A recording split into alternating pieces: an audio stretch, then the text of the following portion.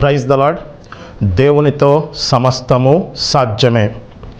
ఈ మధ్యన దేవుడు నాకు బయలుపరిచిన ఒక విషయం, మీరు రోమీయులకు రాసిన పత్రిక 4వ అధ్యాయం 17వ వచనం చూసినట్లయితే, దేవుడు మృతులను సజీవులుగా చేయువాడు, లేని వాటిని ఉన్నట్టుగా పిలుచువాడు.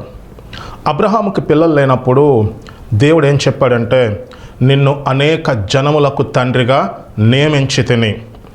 అబ్రాము పేరు తీసివేసి అబ్రహాము అని దేవుడు పేరు పెట్టాడు. అబ్రహాము అంటే అనేక జనములకు తండ్రి అని అర్థం. అబ్రహాము శారాకు పిల్లలు లేనప్పుడు వాళ్ళు ఏం పలుకుతున్నారు? మేము అనేక జనములకు తండ్రి అని పలుకుతున్నారు. మనం కూడా అదే చేయాలి. ఇది చాలా గొప్ప మర్మము. మీరు ప్రతిరోజు ఉదయం ప్రార్థన చేసిన తర్వాత నేను ఇప్పుడు చెప్పబోయేవి కన్ఫెస్ చేయండి. మీరు ఆర్థిక సమస్యల్లో ఉన్నట్లయితే యేసు నామములో అప్పుల ఊబి నుంచి విడుదల పొంది ఉన్నాము. యేసు నామంలో సమృద్ధి పొంది ఉన్నాము. మీ పిల్లలు మాట వినకపోతే యేసు నామంలో మా పిల్లలు సమస్యల నుంచి విడుదల పొంది ఉన్నారు. యేసు నామంలో మా పిల్లలు వ్యసనాల నుంచి విడుదల పొంది ఉన్నారు అని చెప్పండి. మీరు బలహీనతల్లో ఉన్నట్లయితే యేసు నామములో మేము స్వస్థత పొంది ఉన్నాము.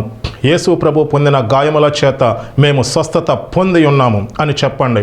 ప్రతిరోజు ఉదయం ప్రార్థన చేసి ఒక 10 సార్లైనా విశ్వాసంతో చెప్పండి. మీరు గొప్ప కార్యాలు పొందుకుంటారు. ఈ పరిచర్యకు దేవుడిచ్చిన వాగ్దానం ఏంటంటే, ఒకసారి వినండి. యేసు నామంలో లక్షల మందికి ఆశీర్వాదకరంగా శక్తివంతమైన టీవీ పరిచర్య చేస్తున్నాము. యేసు నామంలో పరిచర్య ద్వారా అద్భుత కార్యములు, స్వస్థత కార్యములు జరుగుచున్నవి. యేసు నామంలో ఆంధ్ర, తెలంగాణ మరియు ఇతర దేశాల్లో శక్తివంతమైన పరిచర్య చేస్తున్నాము. ఆమెన్. మహాపరిశుద్ధుడా, సర్వశక్తి కలిగిన దేవా, ఈ కార్యక్రమాన్ని మీ చేతుల్లో పెడుతున్నాను. లక్షల మందికి ఆశీర్వాదకరంగా ఈ టీవీ కార్యక్రమాన్ని దీవించినందుకు వందనాలు. వీక్షిస్తున్న ప్రతి ఒక్కరూ అద్భుతమైన కార్యాలు పొందుకోవాలి, గొప్ప కార్యాలు పొందుకోవాలి, సమస్యల నుంచి విడుదల పొందాలి, మీ నామానికి మహిమకరంగా ఫలించే జీవితాలు జీవించాలి, అనేక మందికి ఆశీర్వాదకరంగా ఉండాలి. అలాగున ఈ కార్యక్రమాన్ని దీవించమని నజరేయుడైన యేసు నామములో అడిగి వేడుకుంటున్నాం తండ్రి. ఆమెన్. ఈరోజు మనం వాగ్దాన దేశాన్ని ఎలా స్వతంత్రించుకోవాలి అనే అంశాన్ని ధ్యానించుకుందాం. మీరు కీర్తనలు 1వ అధ్యాయం 1 నుంచి 3 వచనాలు చదివినట్లయితే, దుష్టుల ఆలోచన చప్పున నడవక, పాపుల మార్గమున నిలువక, అపహాసకులు కూర్చుండ చోట కూర్చుండక, యెహోవా ధర్మశాస్త్రమందు ఆనందించుచు దివారాత్రములు దాన్ని ధ్యానించువాడు ధన్యుడు. అతడు నీటి కాలువ ఎర్ర నాటబడినదై ఆకు వాడక తన కాలమందు ఫలమిచ్చు చెట్టు వలె ఉండును. అతడు చేయనదంతయు సఫలమగును. ఈ వాక్యాన్ని జాగ్రత్తగా పరిశీలించండి. వాగ్దాన దేశాన్ని ఎలా స్వతంత్రించుకోవాలో మనం చదివిన వాక్యంలో ఉంది. మనం దుష్టుల ఆలోచన చప్పున నడువక, పాపుల మార్గమున నిలువక, లోక విషయాలు తెలుసుకోకుండా, లోక విషయాలకు టైం స్పెండ్ చేయకుండా, దేవుని ధర్మశాస్త్రమందు ఆనందించుచు దివారాత్రములు దాన్ని ధ్యానించాలి. దివారాత్రములు దేవుని ధర్మశాస్త్రాన్ని ధ్యానించినట్లయితే దేవుని శక్తి నీలో పనిచేస్తుంది. అప్పుడు నువ్వు ఎలా ఉంటావంట? ఆకు వాడక తన కాలమందు ఫలమిచ్చు చెట్టు వలె ఉంటావు. నువ్వు చేసేదంతా సఫలమవుతుంది. జాగ్రత్తగా వినండి. ఈ వాక్యం ఖచ్చితంగా మీ జీవితాన్ని మార్చివేస్తుంది. జీవితం శరీర సంబంధమైనది కాదు, జీవితం ఆత్మ సంబంధమైనది. యేసు ప్రభు ఏమంటారంటే, యోహాను సువార్త 6వ అధ్యాయం 63వ వచనం, ఆత్మయే జీవింపజేయుచున్నది, శరీరము కేవలము నిష్ప్రయోజనము. నేను మీతో చెప్పియున్న మాటలు ఆత్మయు జీవమునయ్యున్నవి. ఆత్మయే జీవింపజేయుచున్నది, శరీరము కేవలము నిష్ప్రయోజనము. దేవుడు మనతో చెప్పిన మాటలు ఆత్మయు సత్యమునై ఉన్నవి. మీరు ఆత్మానుసారంగా జీవిస్తే గొప్ప కార్యాలు పొందుకుంటారు. మీరు ఆత్మానుసారంగా జీవిస్తే దేవుడు మీకోసం ఏ వాగ్దానం అయితే చేశాడో ఆ వాగ్దానాన్ని స్వతంత్రించుకుంటారు. మీరు ఆత్మానుసారంగా జీవిస్తే మీరు ఫలించే చెట్టు వలె ఉంటారు. మీరు చేసేదంతా సఫలమవుతుంది. శరీరానుసారంగా జీవించారనుకోండి, మీకు అన్ని రకాల సమస్యలు వస్తాయి. ఆత్మానుసారంగా జీవిస్తే మీకున్న సమస్యలు పోతాయి. ఏమవుతుందో చెప్పమంటారా? ఆత్మానుసారంగా జీవిస్తూ దేవుని వాక్యాన్ని ధ్యానిస్తే, మీరు దేవుని మాట విన్నట్లయితే మీ ప్రాధాన్యతలు మారిపోతాయి, మీ ప్రయారిటీస్ చేంజ్ అవుతాయి అన్నమాట. అప్పటి వరకు పెద్ద పెద్ద ప్రాబ్లమ్స్ మీ జీవితంలోకి ఉండవు. ఎప్పుడైతే మీ ప్రాధాన్యతలు మారతాయో, ఎప్పుడైతే మీ ఆలోచన మారతాయో, అప్పుడు వరకు పెద్ద పెద్ద సమస్యలను మీరు అనుకున్నారే, ఆ సమస్యలు మీ జీవితంలో ఉండవు. మీ జీవితంలో గొప్ప కార్యాలు జరుగుతాయి. రోమీయులకు రాసిన పత్రిక 12వ అధ్యాయం 1 నుంచి 2 వచనాలు. కాబట్టి సహోదరులారా, పరిశుద్ధమును దేవునికి అనుకూలమైన సజీవ యాగముగా మీ శరీరములను ఆయనకు సమర్పించుకొనునని దేవుని వాత్సల్యమును బట్టి మిమ్మల్ని బతిమాలు కొనుచున్నాము. ఇట్టి సేవ మీకు యుక్తమై ఉన్నది. దీంట్లో ఏం రాయబడిందంటే, సజీవ యాగముగా మన శరీరాలను దేవునికి సమర్పించాలి. సజీవ యాగముగా మన శరీరాలని దేవునికి సమర్పించి మనం ఆత్మానుసారంగా జీవించాలి. దేవునికి సంబంధించిన విషయాలకు చాలా ప్రాముఖ్యత ఇవ్వాలి. మనం లోకం ఆలోచించిన విధంగా ఆలోచించకూడదు. 2వ వచనంలో ఇలా ఉంటుంది, మీరు లోక మర్యాదను అనుసరింపక ఉత్తమమును అనుకూలమును సంపూర్ణమై ఉన్న దేవుని చిత్తమేదో పరీక్షించి తెలుసుకున్నట్లు మీ మనస్సు మారి నూతన మగుట వలన రూపాంతరం చెందుడి. లోకానుసారంగా ఆలోచించకుండా, శరీరానుసారంగా ఆలోచించకుండా ఉత్తమమును అనుకూలమును సంపూర్ణమై ఉన్న దేవుని చిత్తమేదో పరీక్షించి తెలుసుకున్నట్లు మీ జీవితంలో దేవునికి గొప్ప ప్రణాళిక కలిగి ఉంది. మీరు దేవుని కోసం గొప్ప కార్యాలు చేయాలి. మీరు పాలు తేనెలు ప్రవహించే దేశాన్ని స్వాధీనం చేసుకోవాలి. మీరు ఆశీర్వదించబడి అనేక మందికి ఆశీర్వాదకరంగా ఉండాలి. అదేంటో మీరు తెలుసుకోండి. అది దేవుడే బయలుపరుస్తాడు. మనం ఆత్మానుసారంగా ఆలోచిస్తూ దేవునికి విలువిచ్చినట్లయితే, ఆత్మ సంబంధమైన విషయాలకు విలువిచ్చినట్లయితే మన ఆలోచన మారుతుంది, మన తలంపులు మారుతాయి, దేవుని మీద నమ్మకం వస్తుంది, మనం దేవుడు చెప్పింది చేస్తాం, మన జీవితంలో అద్భుతమైన కార్యాలు జరుగుతాయి. ఇది చిన్న విషయం కాదు. అబద్ధమాటానికి దేవుడు నరుడు కాదు. ఇచ్చిన మాట వెనక్కి తీసుకోవడానికి ఆయన నరపుత్రుడు కాదు. ఆయన చెప్పి చేయకుండునా, మాట ఇచ్చి స్థాపించకుండునా అని బైబిల్ చెప్తుంది. దేవుడు అబద్ధమాడు. ప్రతి మనిషి అబద్ధికుడు, దేవుడే సత్యవంతుడు. ఈ విషయాన్ని మనం ముందు తెలుసుకోవాలి. మనం ఏం చేస్తే మన జీవితం బాగుంటుంది, ఏం చేస్తే మనం ఫలిస్తాం, ఏం చేస్తే మనం దేవుని చిత్తాన్ని నెరవేరుస్తామో మనకన్నా ఎక్కువగా దేవునికి తెలుసు. మనం లోకం మాటలు వింటుంటే, లోకం విషయాలు తెలుసుకుంటే ఈజీగా మోసపోతాం, అబద్ధాన్ని నమ్ముతాం. నా జీవితం ఇంతే, నా పరిస్థితులు ఇంతే అని చాలామంది క్రైస్తవులు ఇబ్బందుల్లో, భయంకరమైన సమస్యల్లో ఉన్నారు. మీరు శరీరానుసారంగా ఆలోచిస్తే పేకల్లోతు సమస్యల్లో ఉంటారు. ఎందుకో చెప్పమంటారా? బైబిల్లో ఒక వాక్యం స్పష్టంగా రాయబడి ఉంది. మీకు చదివినిపిస్తాను చూడండి. మత్తయి సువార్త 12వ అధ్యాయం 43 నుంచి 45 వచనం వరకు. ఒక అపవిత్రాత్మ ఒక మనుష్యుని వదిలిపోయిన తర్వాత విశ్రాంతి వెదుకుచు నీరు లేని చోట్ల తిరుగుచుండును. విశ్రాంతి దొరకనందున నేను వదిలి వచ్చిన నా ఇంటికి తిరిగి వెళుదనుకుని వచ్చి ఆ ఇంట ఎవరూ లేక అది ఊడ్చి అమర్చిండుట చూచి వెళ్ళి తనకంటే చెడ్డవైన మరి 7 దెయ్యములను వెంట పెట్టుకుని వచ్చును. అవి దానిలో ప్రవేశించి అక్కడే కాపురముండును. అందుచేత ఆ మనుష్యుని కడపటి స్థితి మొదటి స్థితి కంటే చెడ్డదగునని, అలాగే ఈ దుష్టతరము వారికి సంభవించుననెను. యేసు ప్రభు చెప్పిన మాట, శరీరానుసారంగా మీరు ఆలోచిస్తే, శరీర విషయముల మీద దృష్టి పెడితే, you attract all kinds of problem. అన్ని సమస్యలు మిమ్మల్ని వెతుక్కుంటూ వచ్చేస్తాయి. మీరు ఎప్పుడైతే శరీరానుసారంగా ఆలోచిస్తారో, శరీర విషయముల మీద దృష్టి ఉంచుతారో, అప్పుడు ఏమవుతుందంటే, ఒక అపవిత్రాత్మ ఒక మనుష్యుని వదిలి వెళ్ళిన తర్వాత దానికి విశ్రాంతి దొరికినందున నీరు లేని చోట్లలా తిరుగుతూ ఉంటుంది. అది తను వదిలి వచ్చిన వీళ్ళు ఎలా ఉందో చూద్దామని వచ్చి ఆ ఇల్లు ఊడ్చి అమర్చి ఉంది, ఇంట్లో ఎవరూ లేరు.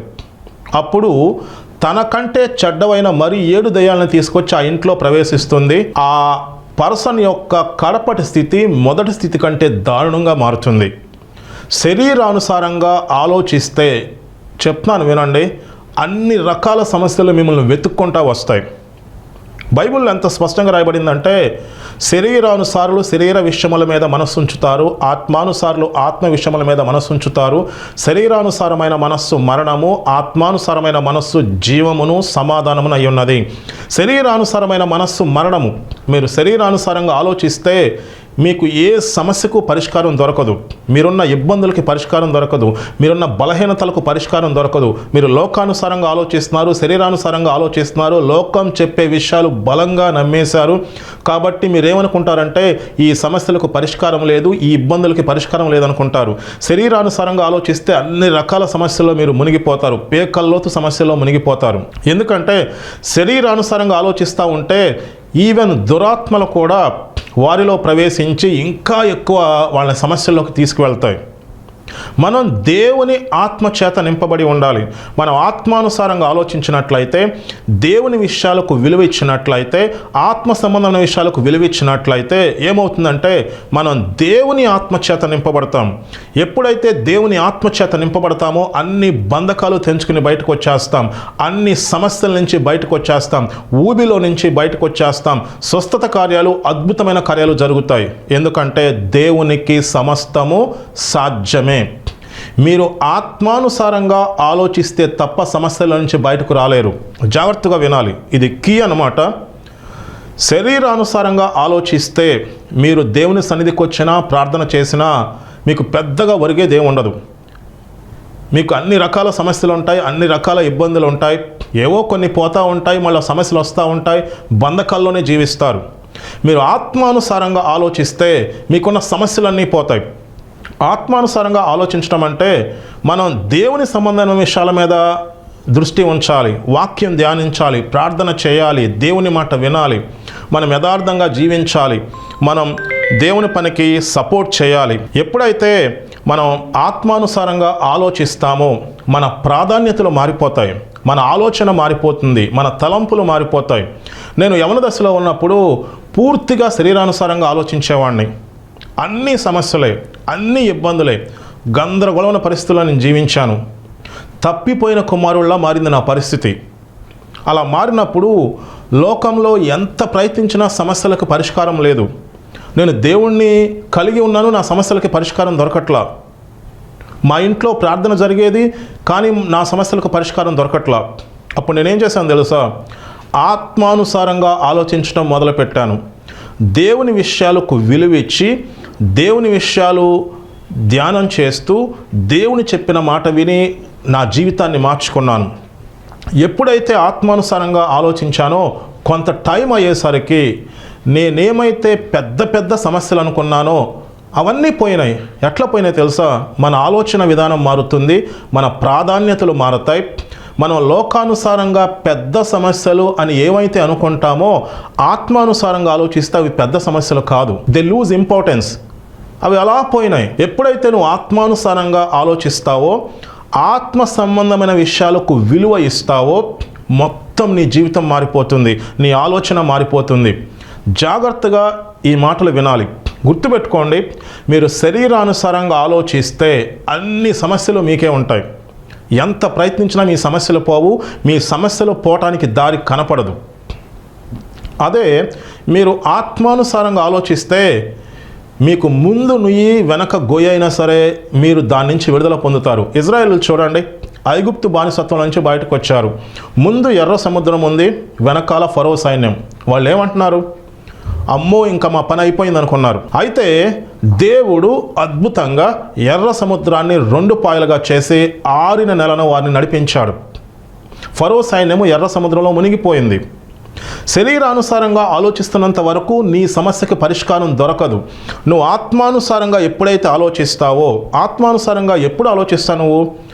నువ్వు దివారాత్రములు దేవుని వాక్యాన్ని ధ్యానిస్తే నువ్వంట నీటి కాలవ ఎర్న నాటబడినదై ఆకు వాడక తన కాలమందు ఫలమిచ్చు చెట్టు వలె ఉంటావు. నువ్వు దివారాత్రములు దేవుని వాక్యాన్ని ధ్యానిస్తే మొదట్లో నీకు ఇబ్బంది అనిపించవచ్చు, కానీ దాంట్లో ఉన్న మర్మాలు దేవుని నీకు బయలుపరుస్తారు. దేవుని శక్తి నీలో పనిచేయటం ప్రారంభమవుతుంది. దేవుని ఆత్మ నీలో నివసిస్తాడు. దేవుడు నీకు ఆలోచన చెప్తాడు. దేవుడు నీకు ముందుగా ఉన్న అడ్డంకుల్ని తొలగిస్తాడు. నీకు ముందుగా ఎర్ర సముద్రం ఉంటే దేవుడు దాన్ని 2 పాయలుగా చేస్తాడు. నీకు ముందుగా ఎరుకో గొడవలు ఉంటే దేవుడు ఆ ఎరుకో గొడవల్ని కూల్చివేస్తాడు. నీకు ముందుగా బలహీనతలు ఉంటే దేవుడు స్వస్థపరుస్తాడు. నువ్వు ఊబిలో ఉంటే దేవుడు ఆ ఊబిలో నుంచి బయటకు తీసుకొస్తాడు. నువ్వు నమ్ముతావు. నమ్ముట నీ వలనైతే నమ్మువారికి సమస్తము సాధ్యము. నువ్వు ఆత్మానుసారంగా ఆలోచిస్తేనే దేవుని నమ్ముతావు. ఆత్మానుసారంగా ఆలోచిస్తేనే దేవుని మాట వింటావు. ఆత్మానుసారంగా ఆలోచిస్తేనే నువ్వు వాగ్దాన దేశాన్ని స్వతంత్రించుకుంటావు. శరీరానుసారంగా ఆలోచించి నువ్వు వాగ్దాన దేశాన్ని స్వతంత్రించుకోలేవు. మీరు బైబిల్లో చూసినట్లయితే మనం కొన్ని విషయాలు ధ్యానించుకుందాం. ఆదికాండము 25వ అధ్యాయము 29 నుంచి 34వ వచనం వరకు. ఒకనాడు యాకోబు కలగూర వంటకము వండుకొనుచుండగా ఏశావు అలసినవాడై పొలము నుండి వచ్చి, నేను అలసి ఉన్నాను, ఆ ఎర్రగా నున్న దానిలో కొంచెము దయచేసి నాకు పెట్టమని అడిగాను. అందుచేత అతని పేరు ఎదోము అనబడెను. అందుకు యాకోబు, నీ జ్యేష్ఠత్వము నేడు నాకిమ్మని అడుగగా ఏశావు, నేను చావబోచున్నాను గదా, జ్యేష్ఠత్వము నాకెందుకనెను. యాకోబు, నేడు నాతో ప్రమాణము చేయమనెను. అతడు యాకోబుతో ప్రమాణము చేసి అతనికి జ్యేష్ఠత్వము అమ్మివేయగా యాకోబు ఆహారమును చిక్కుడుగాయల వంటకమును ఏశావుకి ఇచ్చాను. అతడు తిని త్రాగి లేచిపోయెను. అట్లు ఏశావు తన జ్యేష్ఠత్వమును తృణీకరించెను.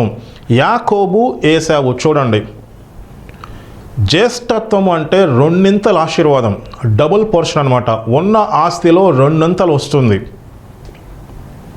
ఏశావు ఆత్మ సంబంధమైన విషయాల్ని తృణీకరించాడు, దేవుని ఆశీర్వాదాన్ని తృణీకరించారు, జ్యేష్ఠత్వాన్ని తృణీకరించాడు. యాకోబు ఏం చేశాడు? దేవుని ఆశీర్వాదం కోసం ఆరాటపడ్డాడు, దేవుని వైపు చూశాడు. తర్వాత భవిష్యత్తులో చూసినట్లయితే దేవునితో పెనుగులాడతాడు. నువ్వు నన్ను ఆశీర్వదిస్తేనే తప్ప నేను నిన్ను వదలనని. దేవుని విషయాలకు ప్రాధాన్యత ఇచ్చారు. తను ఇంటి నుంచి ఎలా పారిపోతాడో తెలుసా? చేతి కర్రతో పారిపోతాడు. తన దగ్గర ఏం ఉండదు. కానీ యాకోబుతో పాటు దేవుని ఆశీర్వాదం ఉంది. ఆత్మ సంబంధమైన విషయాలకు మనం విలువ ఇవ్వాలి. సమస్త సృష్టిని దేవుడు నడిపిస్తున్నాడు. సమస్త సృష్టిని నడిపిస్తున్న దేవుడు నీ సమస్యను తీసివేయటం, నిన్ను స్వస్థపరచటం, నిన్ను ఆశీర్వదించటం, నీ జీవితంలో గొప్ప కార్యాలు చేయటం పెద్ద పనే కాదు. నువ్వు ఆత్మానుసారంగా ఆలోచిస్తే, దేవుని విషయాలకు విలువ ఇస్తే, నువ్వు దేవుని మాటను నమ్మితే, యాకోబు నమ్మాడు, చేతి కర్రతో తిరిగి వెళ్ళాడు. ఎంత గొప్పగా ఆశీర్వదించబడ్డాడో తెలుసా? యాకోబు ఇజ్రాయేలుగా మార్చబడ్డాడు. ఇజ్రాయేల్ అనే ఒక దేశం ఉంది. యాకోబు కుమారుడు అప్పట్లో శక్తివంతమైన దేశము, ఐగుప్తు దేశానికి ప్రధానమంత్రి అయ్యాడు. యాకోబు సంతానం నుంచి ఒక దేశం వచ్చింది. యాకోబు సంతానం నుంచి లోకరక్షకుడు వచ్చాడు. అది వాస్తవానికి ఎవరికి రావాలి? జ్యేష్ఠ కుమారుడికి రావాలి. మనం ఆత్మ సంబంధమైన విషయాలకు విలువ ఇవ్వాలి. జ్యేష్ఠ కుమారుడు ఏం చేశాడు? ఏశావు ఆత్మ సంబంధమైన విషయాల్ని తృణీకరించారు. ఒక పూట తిండి కోసం దేవుని ఆశీర్వాదాన్ని తృణీకరించారు. ఒక పూట తిండి కోసం దేవుని వాగ్దానాన్ని తిరస్కరించాడు. ఈ లోకంలో నేను గమనిస్తున్నాను, క్రైస్తవులు అనేక మంది శరీర విషయముల మీద దృష్టి ఉంచి శరీర సంబంధమైన విషయాలను నేర్చుకొని వాటిలో ఆరుతేరిపోయి భయంకరమైన సమస్యల్లో జీవిస్తున్నారు. మా సమస్యలు పోవాలి, మా ఇబ్బందులు పోవాలని ప్రార్థన చేస్తున్నారు, ప్రార్థనకి వెళ్తున్నారు, సమస్యలు పోవట్లా.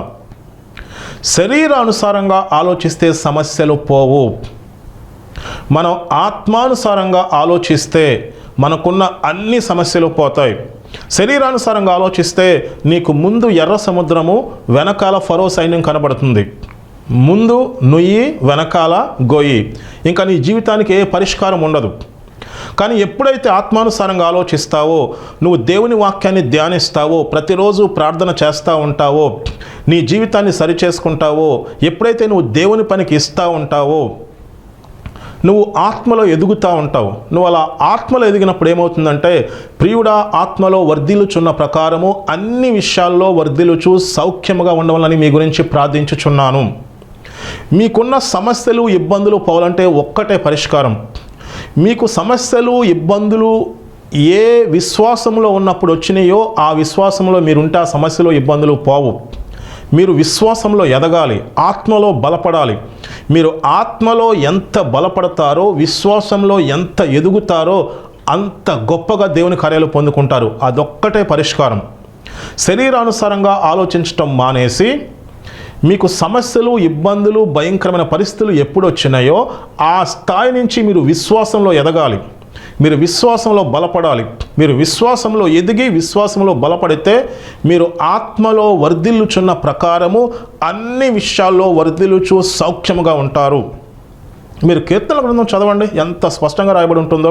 దుష్టుల ఆలోచన చొప్పున నడవక, పాపుల మార్గమున నిలువక, అపహాసకులు కూర్చుండ చోట కూర్చుండక, యెహోవా ధర్మశాస్త్రమందు ఆనందించుచు దివారాత్రములు దాన్ని ధ్యానించువాడు ధన్యుడు. అతడు నీటి కాలువ ఏరున నాటబడినదై ఆకు వాడకు తన కాలమందు ఫలమిచ్చు చెట్టు వలె ఉండును. అతడు చేయునదంతయు సఫలమగును. నీకు పీకల్లోతు సమస్యలు ఉంటే, నీకు బలహీనతలు ఇబ్బందులు ఉంటే, నువ్వు ఆర్థిక సమస్యల్లో ఉంటే, నీ పరిస్థితి ముందు నుయ్య వెనకాల గొయ్యలా ఉంటే, సింపుల్, దేవుని వాక్యాన్ని ధ్యానించండి. విశ్వాసంతో దేవుని వాక్యాన్ని ధ్యానించండి. ప్రతిరోజు ధ్యానించండి. కొంత టైం అయ్యేసరికి దేవుని శక్తి మీలో బలంగా పనిచేస్తుంది. నేను ఇదే చేశాను. నేను పేకల్లోతు సమస్యల్లో మునిగిపోయి తప్పిపోయిన కుమారుల్లో నా పరిస్థితి మారిపోయింది. ఈ లోకంలో నాకు ఏ హోపు లేదు. ఏ రకంగా చూసినా నా సమస్యలకి పరిష్కారం లేదు. అన్ని రకాలుగా ప్రయత్నించాను, ఏమీ లేదు. నేను చేసింది ఇదే. దివారాత్రములు దేవుని వాక్యాన్ని ధ్యానించమని బైబిల్లో ఉంది. అప్పుడు నేను ఎలా ఉంటానంట, ఆకు వాడక తన కాలమందు ఫలమిచ్చు చెట్టు వలె ఉంటావు. నువ్వు చేసేదంతా సఫలమవుతుంది. నేను దాన్ని చేశాను. లోక విషయాలు పక్కన పెట్టేసి నేను ఎక్కువ బయట కాలక్షేపం చేసేవాడిని. కాలక్షేపం అంతా వదిలేశాను. ఈ టీవీలు, గేమ్స్, మూవీస్ వదిలేశాను. దేవుని వాక్యాన్ని ధ్యానించటం, బైబిల్ ధ్యానించటం, శక్తివంతంగా వాక్య పరిచయం ఎవరైతే చేస్తున్నారో వాళ్ళ వాక్యం వినటం, అలా వింటూ నా జీవితాన్ని సరిచేసుకున్నాను. కొంత టైం అయ్యేసరికి బైబిల్లో ఏం రాయబడిందో అది నా జీవితంలో జరిగింది. దానికి ఎగ్జాంపుల్ ఏంటంటే, ఈరోజు నేను శక్తివంతంగా టీవీ పరిచయం చేస్తున్నాను. ఆకు వాడక తన కాలమందు ఫలమిచ్చు చెట్టు వలె నువ్వు ఉంటావు. నువ్వు చేసేదంతా సఫలమవుతుంది. దేవుడు నీ కోసం ఏదైతే గొప్ప వాగ్దానం కలిగి ఉన్నాడో అది నీ జీవితంలో నెరవేరుతుంది. నువ్వు అనేక మందికి ఆశీర్వాదకరంగా ఉంటావు. నేనే ఎందుకు పనికిరాను అనుకున్నాను, ఇప్పుడు నేను అనేక మందికి ఆశీర్వాదకరంగా ఉన్నాను. నువ్వు లక్షల మందికి శక్తివంతంగా సువార్త ప్రకటిస్తావు అని చెప్పి దేవుడు చెప్పాడు. అది దేవుడు నాకు ఇచ్చిన వాగ్దానం. చూసారా పరిస్థితులు ఎలా మారిపోయినాయో? గుర్తుపెట్టుకోండి, శరీరానుసారంగా ఆలోచిస్తే అన్ని సమస్యలు మిమ్మల్ని వెతుక్కుంటూ వచ్చేస్తాయి. ఆత్మానుసారంగా మీరు ఆలోచిస్తే, ఆత్మ విషయముల మీద మీరు దృష్టి పెడితే, దేవుని వాక్యం ధ్యానించటం, ప్రార్థన చేయటం, మన జీవితాన్ని సరిచేసుకోవటం, మనం దేవుని పనికి సపోర్ట్ చేయటం, అది మనకున్నంతలో మనం సపోర్ట్ చేయాలి. ఎప్పుడైతే మనం దేవుళ్ళు ఎదుగుతూ ఉంటామో అద్భుతమైన కార్యాలు జరుగుతాయి. నువ్వు కలలో ఊహించిన విధంగా నీ జీవితం మారిపోతుంది. ఎందుకంటే దేవునికి సమస్తము సాధ్యమే. మీరు బైబిల్లో చూడండి, సంఖ్యాకాండము 14వ అధ్యాయం 2 నుంచి మనం చదువుకుందాం. మరియు ఇజ్రాయిలీలందరూ మోషే అహరోనులపై సణుగు కొనిరి.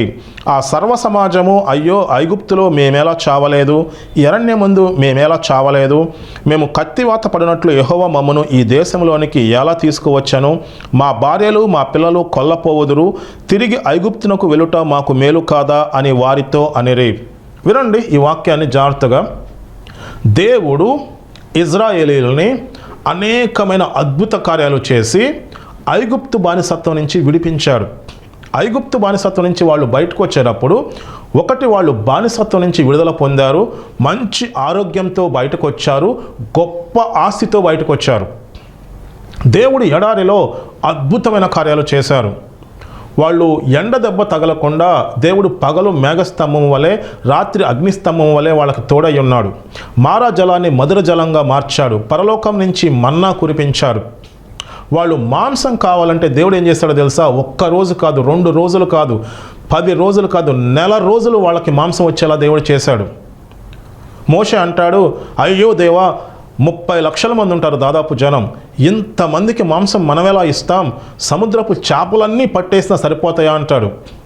అప్పుడు దేవుడు మోషేకి ఇచ్చిన సమాధానం ఏంటంటే, యెహోవా బాహుబలం ఏమైనా తక్కువైనా? దేవునికి అసాధ్యమైనది ఏదైనా కలదా? 30 లక్షల మంది అరణ్యంలో ఉంటే, అరణ్యం అంటే ఏంటి? కనుచూపు మేరలో నీరుండదు, పచ్చని మొక్క ఉండదు. వాళ్ళకి మాంసం కావాలంటే ఇచ్చేద్దామంటాడు దేవుడు. దేవుడు ఇచ్చేస్తాడు. 1 రోజు కాదు, 2 రోజులు కాదు, నెల రోజులకి సరిపడా ఇచ్చేస్తాడు. ఇన్ని కార్యాలు చూసిన వీళ్ళు ఏమంటారంటే, అమ్మో, మా పాలు తెలు ప్రవహించే దేశాన్ని మేము స్వాధీనం చేసుకోలేం, అక్కడ రాక్షసుల వంటి ప్రజలు ఉన్నారు అంటే వాళ్ళకి నమ్మకం లేదు, దేవుని మీద నమ్మకం లేదు. జాగ్రత్తగా వినండి, దేవుని మీద నమ్మకం ఎప్పుడు వస్తుందంటే, ప్రతిరోజు దేవునితో సహవాసం చేసి ప్రార్థన చేస్తూ నువ్వు దేవునిలో ఎదుగుతూ ఉంటే దేవుని మీద నమ్మకం వస్తుంది. ప్రతిరోజు మనం దేవునితో సహవాసం చేసి దేవుని వాక్యాన్ని ధ్యానిస్తూ దేవునిలో ఎదగాలి. ఆత్మ సంబంధమైన విషయాల మీద మనం దృష్టి ఉంచాలి. అలా ఉంచినప్పుడు ఏమవుతుందంటే, యెహోషువ కాలేబ్ అంటారు, వాళ్ళు ఆత్మ సంబంధమైన విషయాల మీద దృష్టి ఉంచారు. మనము వెళ్ళి స్వాధీనం చేసుకుంటాం. దేవుడు మనకు పాలు తేనె ప్రవహించే దేశాన్ని ఇస్తారు, మీరు దేవుని మీద తిరగబడమాకండి అని చెప్పి బట్టలు చింపుకుని మరి వాళ్ళు మాట్లాడతారు. మిగతా వాళ్ళు ఎందుకు మాట్లాడలేదు? వాళ్ళు శరీరానుసారంగా ఆలోచిస్తున్నారు. శరీరానుసారంగా ఆలోచించి ఇది అవదు, ఈ పని జరగదు అంటున్నారు. యెహోషువ కాలేబు ఆత్మానుసారంగా ఆలోచించి దేవుడు చేస్తాడు, మనం పాలు తేనె ప్రవహించే దేశాన్ని స్వాధీనం చేసుకుంటాం అన్నారు. ఇంతకీ ఎవరైతే దేవుని యందు నమ్మకం ఉంచి మేము పాలు తేనెలు ప్రవహించే దేశాన్ని స్వాధీనం చేసుకుంటామన్నారో వాళ్ళే వెళ్తారు పాలు తేనెలు ప్రవహించే దేశానికి. మీరు శరీరానుసారంగా ఆలోచిస్తే దేవుడు మా జీవితంలో గొప్ప కార్యాలు చేయలేరు, ఇది అవ్వదు, అది జరగదు అవే చెప్తారు. ఆత్మానుసారంగా ఆలోచిస్తే, దేవుని విషయాల మీద దృష్టి పెడితే, మీరు ప్రతిరోజు దేవుని వాక్యాన్ని ధ్యానిస్తే, దివారాత్రములు ఆయన వాక్యాన్ని ధ్యానిస్తే, దేవునితో సహవాసం కలిగి ఉంటే అప్పుడు మీరు నమ్ముతారు. దేవుడి గొప్పతనం తెలుస్తుంది, దేవుడు ఎంత శక్తి గలవాడో తెలుస్తుంది, దేవుడు ఒక్కడే నమ్మదగినవాడని తెలుస్తుంది. దేవుని కోసం మీరు రిస్క్ చేస్తారు. ఇక్కడ పాలు తేనె ప్రవహించే దేశంలోకి వెళ్ళాలంటే రిస్క్ చేయాలి. దేవుని కోసం మీరు రిస్క్ చేస్తారు. రిస్క్ చేసి గొప్ప ఆశీర్వాదాన్ని పొందుకుంటారు. రిస్క్ చేసి అద్భుతమైన కార్యాలు పొందుకుంటారు. రిస్క్ చేసి మీరు పాలు తేనెలు ప్రవహించే దేశంలోకి ప్రవేశిస్తారు. దేవుణ్ణి నమ్మాలి. దేవుడు శక్తి గల దేవుడు. దావీదు రిస్క్ చేశాడు కాబట్టే గొల్యాతును జయించారు.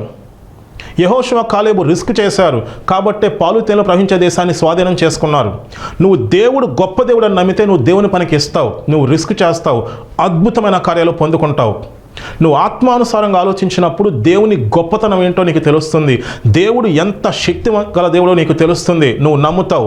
యేసు నామంలో మేము స్వస్థత పొంది ఉన్నామని చెప్పి నువ్వు పలుకుతావు. యేసు నామంలో మేము అప్పుల ఊబి నుంచి విడుదల పొంది ఉన్నామని చెప్పి నువ్వు పలుకుతావు. యేసు నామంలో మా పిల్లలు బంధకాల నుంచి విడుదల పొంది ఉన్నారని చెప్పి నువ్వు పలుకుతావు. నువ్వు విశ్వాసంతో పలుకుతావు. నీ జీవితాన్ని సరిచేసుకుంటావు. నువ్వు రిస్క్ చేసి దేవుని పనికి ఇస్తావు. దేవుడు నీ జీవితంలో జోక్యం చేసుకుంటాడు. అద్భుతమైన కార్యాలు పొందుకుంటావు. దేవుడు మిమ్మల్ని ప్రేరేపించినట్లయితే ఈ పనికి ఆర్థికంగా సహకరించండి. నేను మీ గురించి ప్రార్థన చేస్తాను. ప్రార్థన చేస్తున్నప్పుడు విశ్వాసంతో ఏకీభవించండి. మహాపరిశుద్ధుడా, సర్వశక్తి కలిగిన దేవ, వీక్షిస్తున్న ప్రతి ఒక్కరిని మీరు జ్ఞాపకం చేసుకోండి. మీతో సహవాసం కలిగి మీరెంత గొప్పవారో, మీరు ఎన్ని అద్భుత కార్యాలు చేయగలరో, మీరు ఎంత నమ్మదగిన వారో మేము తెలుసుకోవాలి. మా కోసం ప్రాణం పెట్టిన మీరు మిగతావి మాకు ఇవ్వరా? అంత దగ్గరగా సహవాసం ఉండాలి. రిస్క్ చేయాలి, మిమ్మల్ని నమ్మాలి, మీ పనికి ఇవ్వాలి. పాలు తేనెలు ప్రవహించే దేశంలోకి మీరు మమ్మల్ని నడిపిస్తారని నమ్మాలి. మేము ముందుకెళ్ళినప్పుడు అద్భుతమైన కార్యాలు చేస్తారు. మీ నామానికి మహిమకరంగా ఫలించే జీవితాలు మేము జీవిస్తాం. ఎవరైతే బలహీనతల్లో ఉండి విశ్వాసంతో ఏకీభవిస్తున్నారో దేవ వారిని స్వస్థపరచండి. నడినెత్తి నుంచి అరికవారి వరకు ముట్టండి. ఎవరైతే బంధకాల్లో ఉన్నారో వారి విశ్వాసంతో ఏకీభవిస్తుండగా వారి జీవితాల్లో మీ కార్యము జరిగించండి. బంధకాల నుంచి విడిపించండి. సమస్త మహిమ ఘనత ప్రభావం మీరే పొందమని నజరేయుడైన యేసు నామమున అడిగి వేడుకుంటున్నాం తండ్రి. ఆమెన్.